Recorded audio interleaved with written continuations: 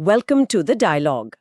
आज हम देख रहे हैं कि आर्टिफिशियल इंटेलिजेंस मतलब एआई भारत की शिक्षा व्यवस्था को कैसे बदल रहा है।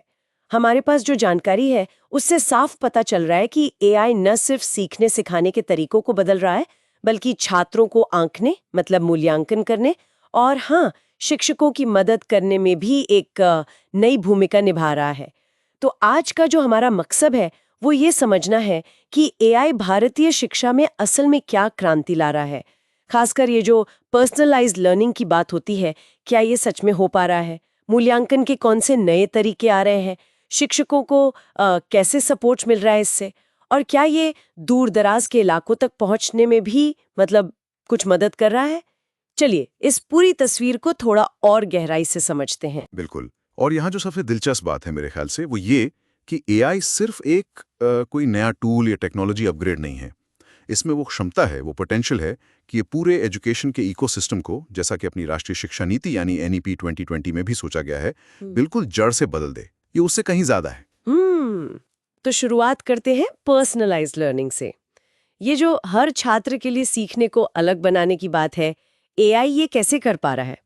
हमने देखा कि कुछ प्लेटफॉर्म्स हैं जैसे बायजूस, विज, वो कुछ खास तरह के एआई मॉडल इस्तेमाल कर रहे हैं। ट्रांसफॉर्मर मॉडल कहते हैं इनको, जैसे बैडरी, मैथ्स जीपीटी। हाँ, ये ट्रांसफॉर्मर मॉडल्स काफी पावरफुल हैं। ये भाषा और कॉन्सेप्ट्स को काफी गहराई से समझ पाते हैं और रिपोर्ट्स के मुताबिक करीब 90% सटीकता से पहचान लेते हैं कि छात्र कहाँ अटक रहा है या कहाँ कमजोर है, और फिर उसी हिसाब से उसके लिए लेसन तैयार करते हैं। हाँ, बिल्कुल सही।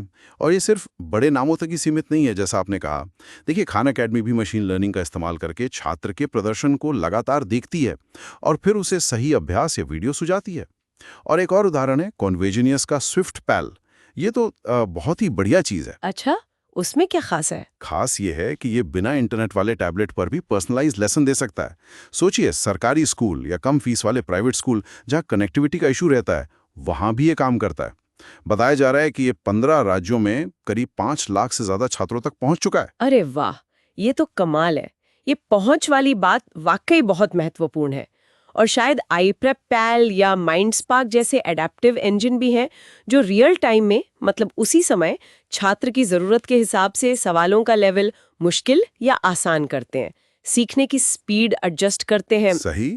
मतलब हर बच्चा अपनी रफ्तार से सीख सकता है, कोई पीछे नहीं छूटेगा, कोई बोर नहीं होगा।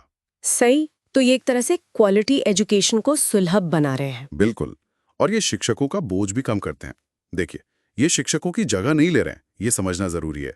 ये उनकी मदद कर रहे हैं, उनके काम को और प्रभावी बना रहे हैं, छात्रों को अतिरिक्त सपोर्ट दे रहे हैं। अच्छा, तो ये तो हुई पर्सनलाइज्ड लर्निंग की बात।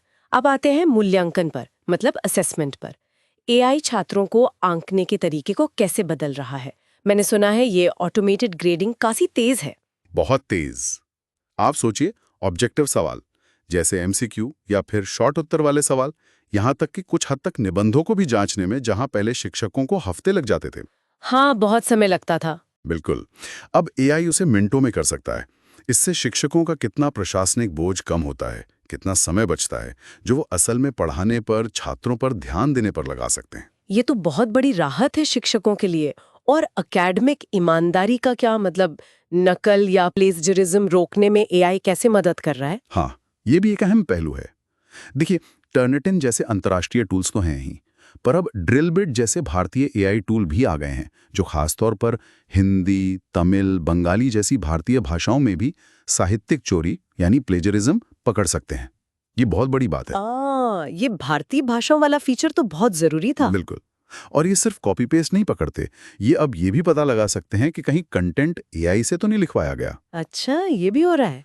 और ये रियल टाइम एनालिटिक्स वाली बात क्या है? मतलब शिक्षकों को तुरंत कैसे पता चलता है? हाँ, क्रीडस्कोप जैसे कुछ प्लेटफॉर्म्स हैं, ये शिक्षकों को तुरंत रियल टाइम में डैशबोर्ड पर दिखा देते हैं कि कौन सा छात्र किस टॉपिक में स्ट्रगल कर रहा है या किसने कौन सा कॉन्सेप्ट अच्छे से समझ लिया है। तो शिक्षक उसी समय फौरन मदद कर सकते हैं, ये नहीं कि परीक्षा के रिजल्ट का महीनों इंतजार करना पड़े। ये तो बहुत प्रोएक्टिव तरीका हुआ। बिल्कुल।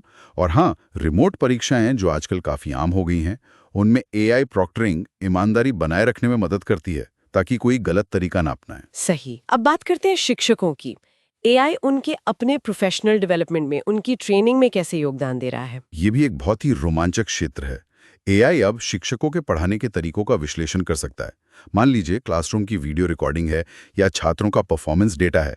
एआई इन सब को एनालाइज करके बता सकता है कि शिक्षक को किन क्षेत्रों में सुधार की जरूरत है। जैसे कि क्या वो सही तरह के सवाल पूछ रहे हैं, क्या वो छात्रों को सोचने के लिए पर्याप्त समय दे रहे हैं, क्लासरूम मैनेजमेंट कैसा है, इस तरह की बारीकियां। तो मतलब शिक्षकों के लिए भी एक तरह के पर्सनलाइज्ड फीडबैक और ट्रेनिंग। बिल्कुल वही। आइरिस कनेक्ट या एथना एआई कोच जैसे प्लेटफॉर्म्स शिक्षकों के लिए व्यक्तिगत पर्सनलाइज्ड लर्निंग पाथवे बना रहे हैं। वो उन्हें छोटे छोटे माइक्रो कोर्स या संसाधन सुझाते हैं जो उनकी जरूरत के हिसाब से हों। और तो और ऑन डिमांड वर्चुअल कोचिंग भी है जो 24/7 फीडबैक और मार्गदर्शन दे सकती है। अच्छा, लेकिन एक बड़ी चिंता हमेशा डिजिटल डिवाइड की रहती है ना? खासकर ग्रामीण भारत में, जहां इंटरनेट कनेक्टिविटी अभी भी एक बड़ी चुनौती है। हाँ। एआई यहां क्या कर सकता है? हाँ, ये सवाल बहुत जायज़ है और बहुत महत्वपूर्ण भी। लेकिन अच्छी बात यह है कि इस पर भी काम हो रहा है। ऐसे एआई इंजन और समाधान विकसित किए जा रहे हैं जो कम बैंडविड्थ पर भी चल सकें या फिर ऑफलाइन काम कर सकें। ऑफलाइन? वो कैसे? हाँ, जैसे एरीन या वही कॉन्वर्जीनियस का स्विफ्ट पाल जिसका हमने जिक्र किया था। ये टैबलेट पर बिना इंटरनेट के चलते हैं। छात्र उस पर सीखते रहते हैं और जब कभी डिवाइस को कनेक्टिविटी मिलती है तो वो डेटा सर्वर के साथ सिंक हो जाता है। ये तो बहुत प्रैक्टिकल समाधान लगता है ना? और दूसरी बड़ी बाधा है भाषा की। हमारे देश में इतनी भाषाएं हैं। सही कहा।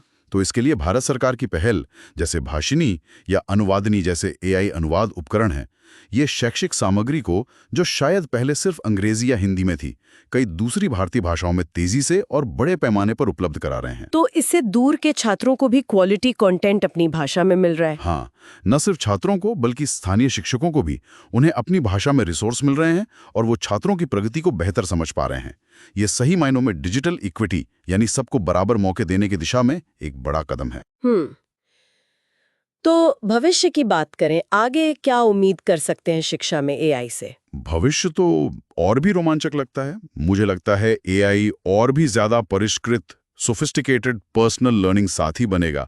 ये सिर्फ टेस्ट स्कोर नहीं देखेगा बल्कि मल्टी मॉडल डेटा का इस्तेमाल करेगा। मतलब छात्र कैसे सीख रहा है, उसका ध्यान कितना है, उसकी आंखें कहाँ देख रही हैं, शायद बायोमेट्रिक डेटा भी, इन सब से समझकर उसे और बेहतर तरीके से गाइड करेगा। और ये एआर वीआर जैसी टेक्नोलॉजी? हाँ, immersive technologies, augmented reality, virtual reality, ये सीखने को बहुत ज्यादा अनुभवात्मक मतलब एक्सपीरियंशियल बना देंगे। सोचिए, छात्र वर्चुअल लैब में बिना किसी खतरे के केमिस्ट्री के प्रयोग कर सकेंगे या इतिहास के किसी युद्ध के मैदान की वर्चुअल सैर कर सकेंगे। सीखना बहुत ज्यादा इंगेजिंग हो जाएगा। और मूल्यांकन, क्या वो भी बदलेगा? सिर्फ क्विज और टेस्ट तक ही रहेगा? नहीं, बिल्कुल नहीं। एआई मूल्यांकन भी ज्यादा गहराई में जाएगा। ये सिर्फ सही या गलत जवाब नहीं देखेगा।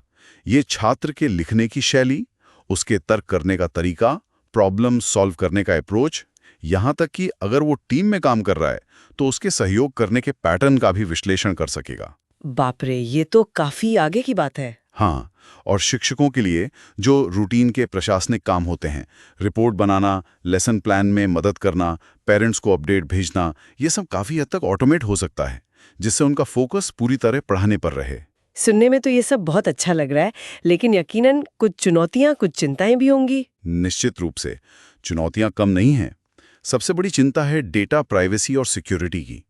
इतने सारे छात्रों का संवेदनशील डेटा इकट्ठा होगा, उसे सुरक्षित रखना और उसका गलत इस्तेमाल रोकना बहुत जरूरी है। हाँ, ये तो है। दूसरी बड़ी चुनौती है एल्गोरिदम में पूर्वाग्रह यानी बायस।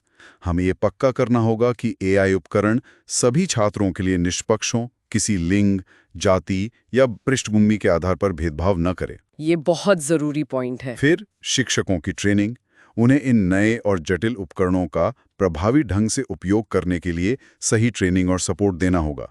और आखिर में वही डिजिटल इक्विटी वाली बात, ये सुनिश्चित करना कि टेक्नोलॉजी का लाभ कुछ चुनिंदा लोगों तक ही सीमित न रह जाए, बल्कि हर छात्र तक पहुंचे, चाहे वो शहर में हो या दूर किसी गांव में। इन सब पर लगातार ध्यान देना होगा। तो कुल मिलाकर ये तो साफ है कि एआई में भारतीय शिक्षा को सचमुच बदलने की जबरदस्त क्षमता है। सीखने को हर छात्र के लिए बेहतर बनाने से लेकर शिक्षकों को ज्यादा ताकतवर बनाने और दूर दराज के इलाकों तक अच्छी शिक्षा पहुंचाने तक। हाँ, क्षमता तो अपार है, लेकिन जैसा मैंने कहा, इस क्षमता का पूरा लाभ उठाने के लिए हमें लगातार नैतिक सवालों, निष्पक्षता और सबको साथ लेकर चलने यानी समावेशिता जैसे पहलुओं पर बहुत गंभीरता से ध्यान देना होगा। टेक्नोलॉजी अपने आप में कोई जादू की छड़ी नहीं है। उसे सही इरादे और सही तरीके से लागू करना ही सबसे महत्वपूर्ण है। और यहीं पर हम आज की इस चर्चा को रोकते हैं, लेकिन एक अहम सवाल के साथ। जैसे जैसे एआई हमारी शिक्षा व्यवस्था का एक अटूट हिस्सा बनता जा रहा है, हम ये कैसे सुनिश्चित कर सकते हैं कि तकनीकी तरक्की के साथ साथ हमारे नैतिक दिशा निर्देश, हमारे एथिकल फ्रेमवर्क भी उसी रफ्तार से विकसित हों, ताकि इसका फायदा हर एक छात्र तक बराबरी से और सही तरीके से पहुंचे। इस गहरी चर्चा पर आपके क्या विचार हैं? हमें नीचे टिप्पणी अनुभाग में जरूर बताइएगा।